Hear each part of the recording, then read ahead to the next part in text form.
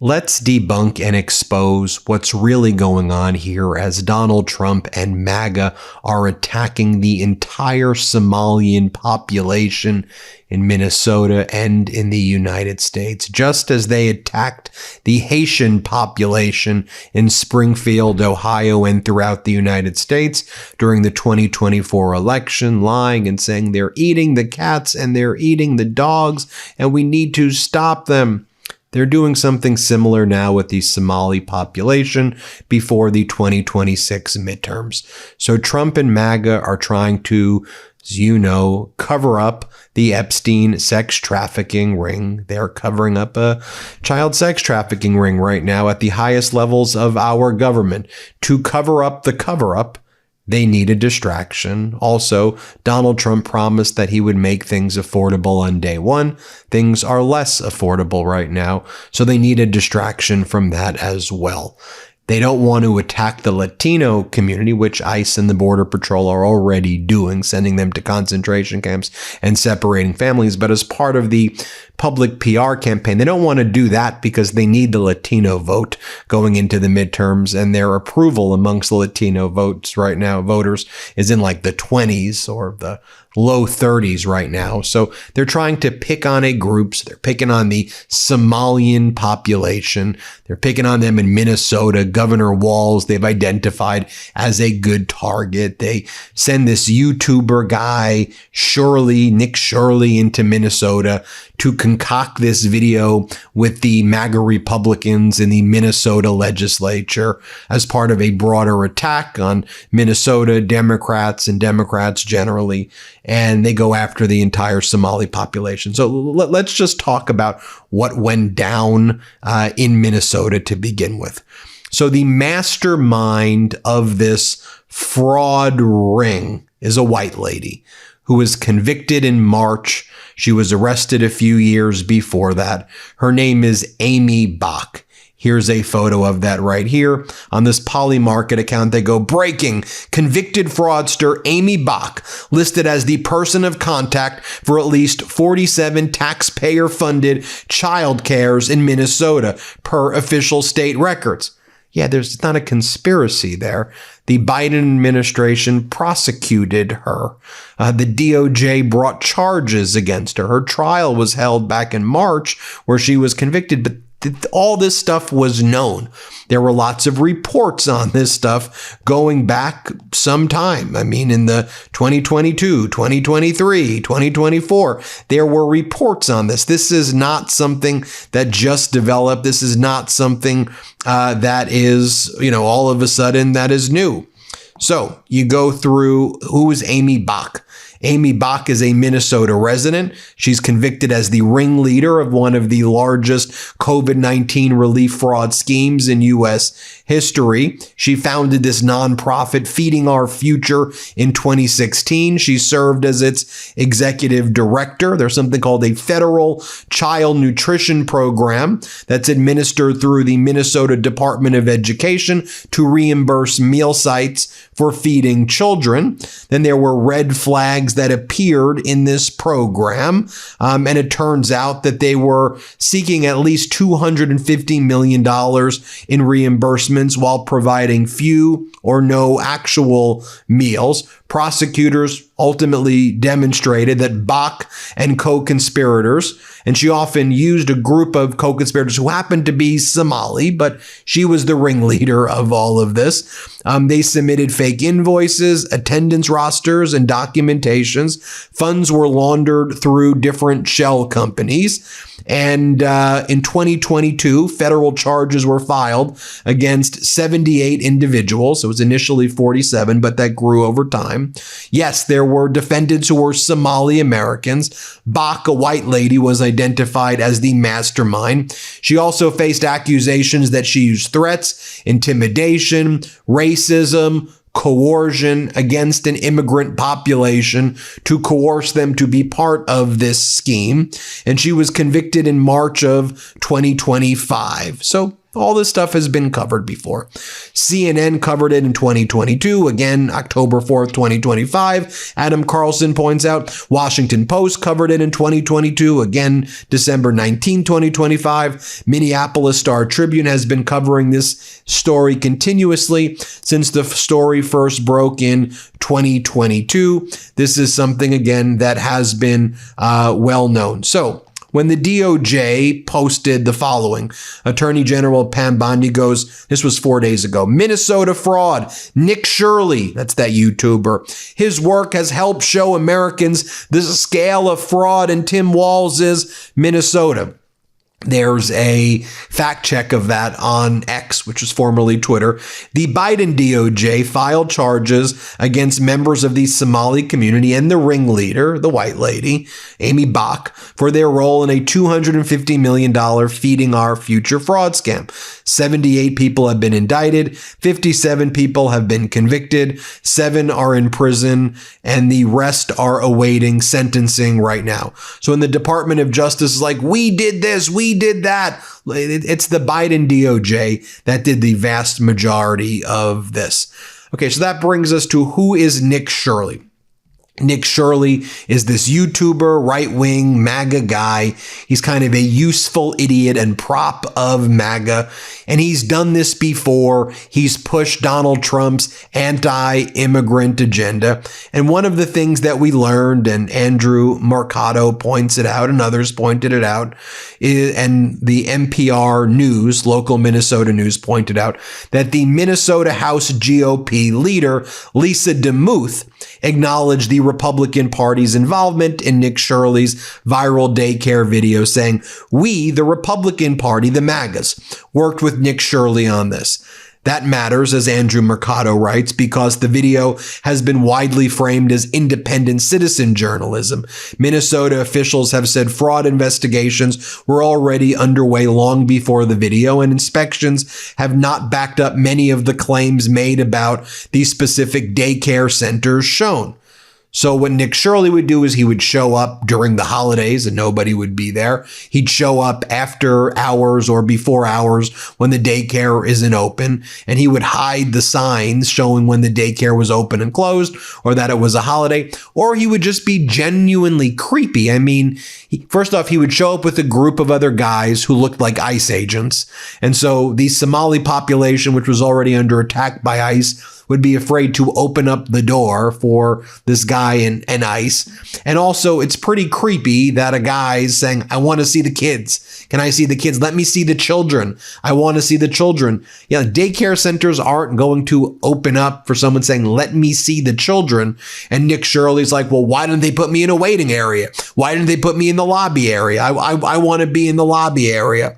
As Andrew Mercado writes, still the video fueled widespread outrage and targeted scrutiny of a Somali-owned childcare providers. With a top Republican now on record confirming coordination, this reframes the entire narrative. This wasn't just a lone YouTuber uncovering something new.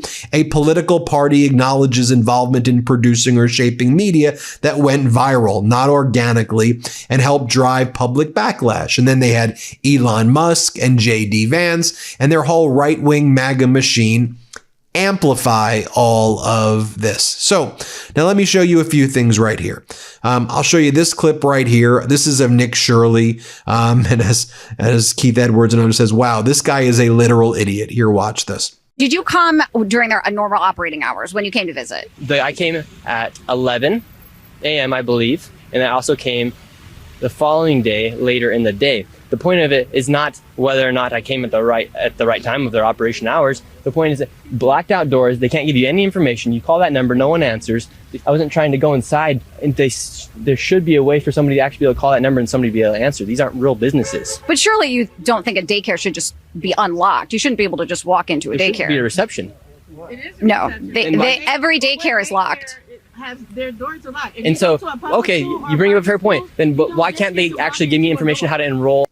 Take a look at what CBS News Minnesota said about this. And as Adam Mockler says, CBS News Minnesota blows open Nick Shirley's fraud story by showing security camera footage of children there the same day Shirley was there, and he just showed up at times where the kids weren't there. Here, play this clip.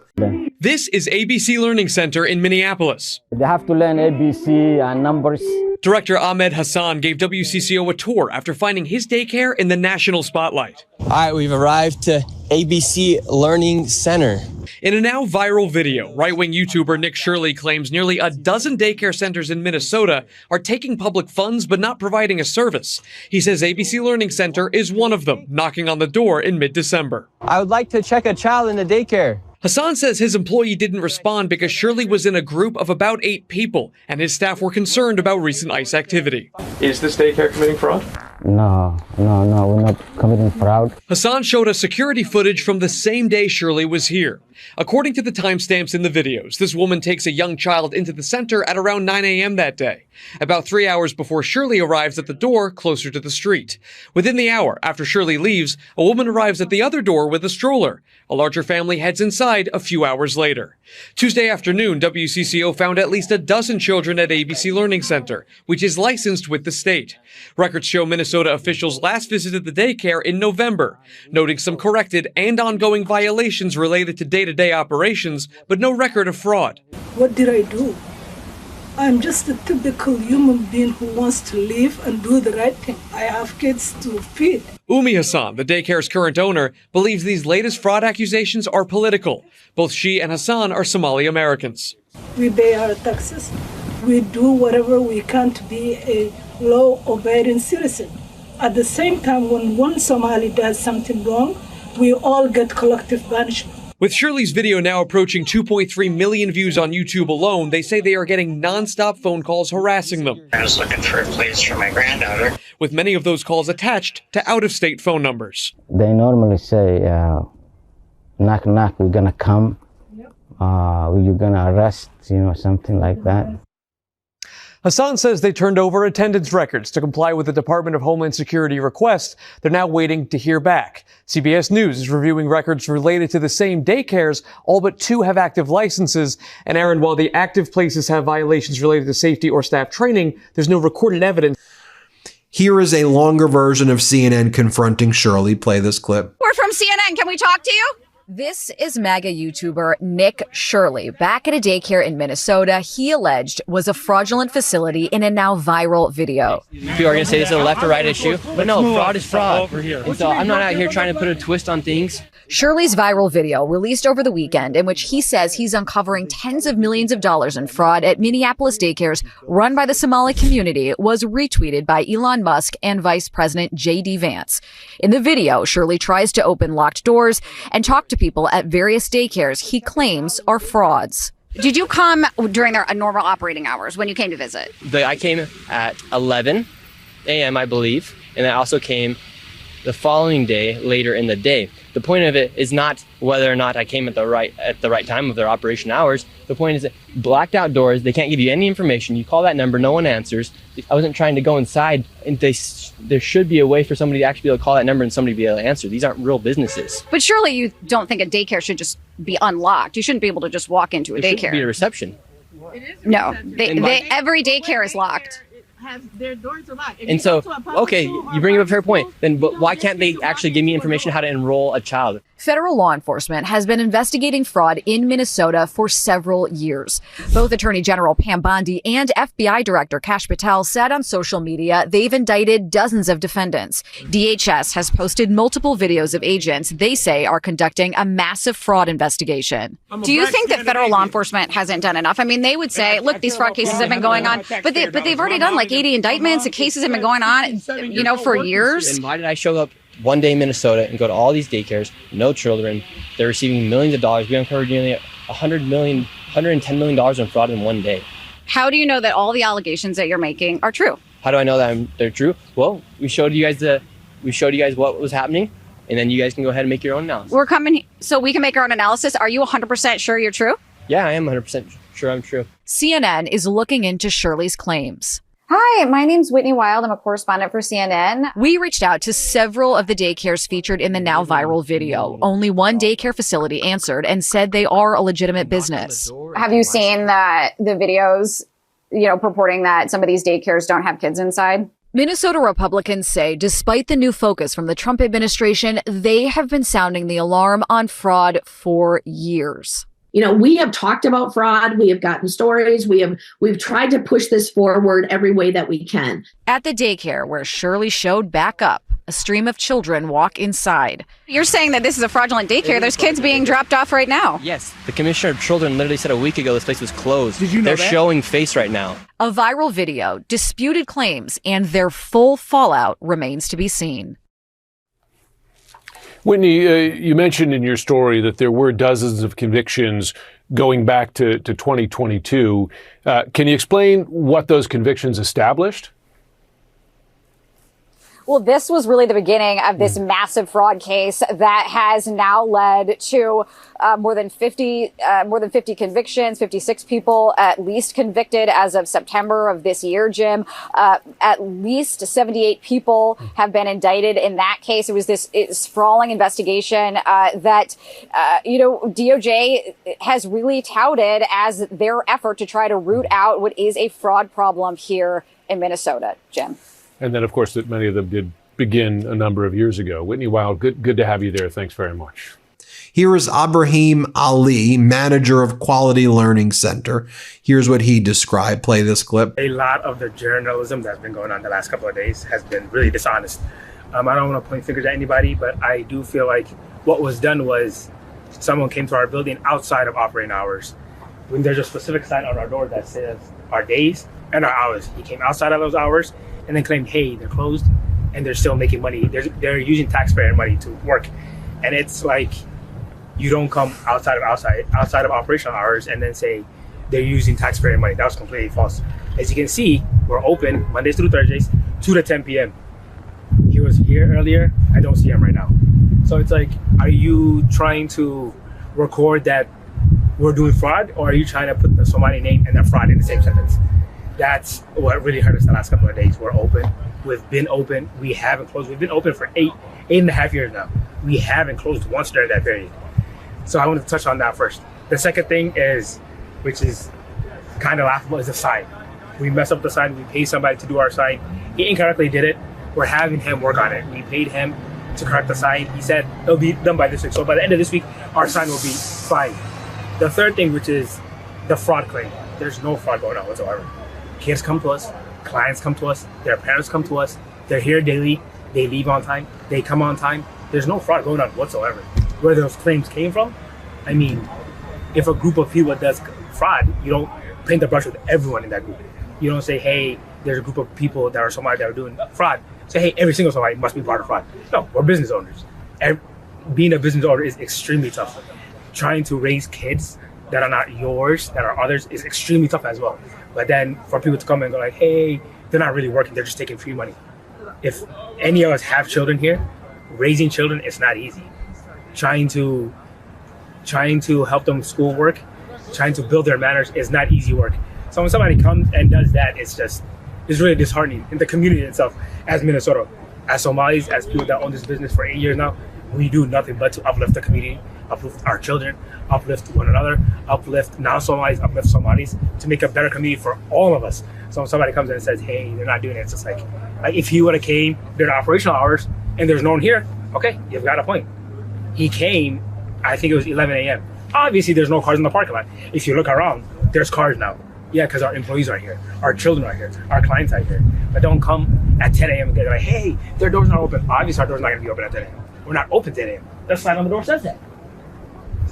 So is this... And just so you see how creepy it is with this guy, Nick Shirley, showing up, yeah, you can see why these childcare properties weren't eager to let in some random dude asking, where are the kids, as Aaron Rupert puts it. Here, play this clip. We're just wondering where the kids are. And who are you? My name's Nick Shirley. Nick Shirley. And where are you? Which department? Oh, we are from ourselves. Yeah. Hello, we'd like to ask where the money's going.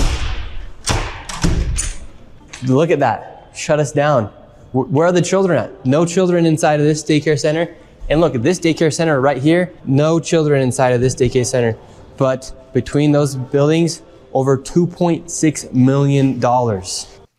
Want to give a hat tip to this TikToker, Priya Existing, who I think does a pretty good breakdown of everything here as well. Let me show you this clip right here. So I'm getting a lot of messages about all of this alleged fraud that's happening in Minnesota because it's my home state. The first message I got was from a friend of mine asking me if I'd seen that video that wackadoodle Nick Shirley did going to that like quick learning center or whatever it's called. And I'm not saying there's not fraud going on in Minnesota. I'm just saying that some of it seems to be from Nick Shirley. So he goes to this learning center. It's a daycare that has taken millions of dollars. He's knocking. Nobody's coming to the door. But it would seem that he's actually at the back door. So here he is at the front door. It's a restaurant called Obby's Kitchen. That learning center shut down due to multiple violations, none of which I don't believe had to do with fraud. But he doesn't tell his followers that it's actually a restaurant. So I got a bunch of messages about that. And then I got this comment on Instagram, which is a bad faith question. This guy is MAGA. And there has been a huge MAGA push to think about Somali people as fraudsters. Usually what they're referencing is the Feeding Our Future case. And yes, a lot of Somali people were implicated in that case. But what they conveniently leave out is this woman,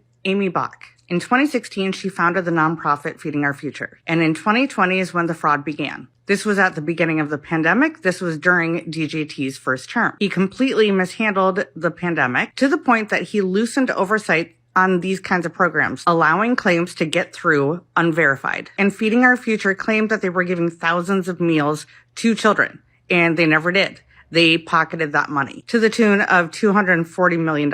In 2022, during Biden's term, Biden's FBI raided the organization, and the organization shut down. There were 78 suspects, Amy Bach, and all of her employees. In March of 2025, 40 of those people, including Amy Bach, were either found guilty or pled guilty. Merrick Garland called it the largest pandemic relief fraud scheme that there ever was. And Biden's administration shut it down. So most of the 78 people who were indicted and the 40 people who were found or pled guilty were Somali, but they were also Bach's employees. She was described as an authoritarian who silenced dissent within her ranks, discouraged scrutiny from state regulators, and cut off people who refused to comply with fudging the numbers. She is the person who created all of this. And now this has become a huge right-wing talking point because of racism and xenophobia. But no one ever mentions her, the person who created it. Now, there's a ton more to the story, but I know that this guy asked me to cover this, to prove that Somali people are bad, because that's what this admin wants you to think. The reality is every community has bad actors. That is not an indication of a community as a whole. Unless maybe we're talking about some white women like Amy Bach, who actually was only caught because of Somali whistleblowers. They were the ones who dissented, the ones that Bach iced out. Anyway, too long didn't read. There are bad actors everywhere, but in this case, it was a white woman. And even on state regime media, which calls itself Fox, Leslie Marshall, I think, did an excellent breakdown. Play this clip. Well, I looked at what he could be doing, and I looked at what he is doing. One of the things that ties his hands is this very legislature that is trying to get him to resign. Interesting, they're not asking for a recall. So when they say the people of Minnesota don't want him, we'll put it to a recall and let the people of Minnesota decide. Todd, love you. Google. If you Google, actually local Minnesota news outlets have been reporting on this for years. Speaking of years, during the Biden administration, there were 59 people convicted so far. The ringleader is not Somalian. She's a white woman named Amy Bach. She was found guilty on all 7 counts that were brought against her. So there are people that are already in prison. And remember, some of these are not DHS or federal related facilities. Some of these facilities were closed down for other reasons, not even fraud. But back to your question about Tim Walz. He asked the legislature in his state to give him more authority so that he could do more. And they said no. 1. 2, he also has closed a number of these centers already, and not just for fraud. They were investigating them for everything else. One, for example, on that video that went out, not the one from years ago, the one just recently, they were already closed because they were a bad daycare center. There was no fraud. They were just not doing a good job of daycare. He hired outside firms to audit the payments to these organizations. He shut down the housing stabilization entirely, that department entirely. He has hired an overseer for this specifically. And he continues to try and get more, and I don't think, honestly, I don't think he should resign. I don't think he's going to resign. But I do think it's political, and Republicans say it's not. One, it's Republicans asking for him to resign, and two, he's less than a year from re-election, and this is definitely going to put a ding in a chink in his armor as he runs. Yeah, rightfully. Now, finally, you have James Comer, House Oversight, and I think he really gives away the game here of what's going on. And he says in this clip I'm about to show you, he goes, look, people hate paying taxes. People are struggling right now. People struggle to buy Christmas presents. People have it rough in the United States right now. But it seems the Somalis are taking your money, and they're the reason why you're suffering. So what this is all basically doing is to distract from the Epstein files, pick a group. They pick the Somalis, marginalized immigrant population, relatively vulnerable population in Minnesota, tight-knit community.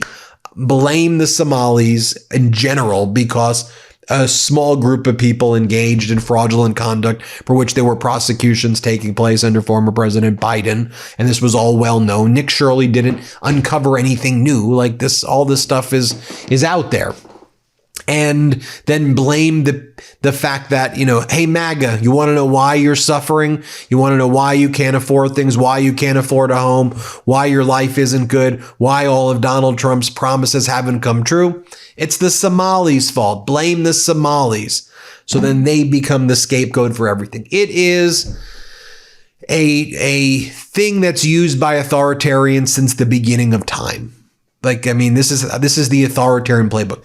Divide the people, blame a marginalized group, and while the billionaires plunder, and just convince people that those are the bad guys. Here's what James Comer says. I do expect them to show up. This is the biggest story in America right now. The mainstream media is finally starting to cover it. They thought it would just be a 24 or 48 hour news cycle, but this is what the American people are interested in. They're outraged. Everyone works hard. They pay taxes. Everyone hates to pay taxes. We're struggling to paying for Christmas presents and making ends meet at the end of the year. And then you see with your own eyes the massive amounts of fraud taking place in Minnesota. And most Americans have enough common sense to know this is probably happening in other states. Well, there you have it, folks. I hope this was comprehensive and explained everything to you. Hit subscribe. Let's get to 6 million. Thanks for watching. Love this video? Support independent media and unlock exclusive content, ad-free videos, and custom emojis by becoming a paid member of our YouTube channel today. You can also gift memberships to others. Let's keep growing together.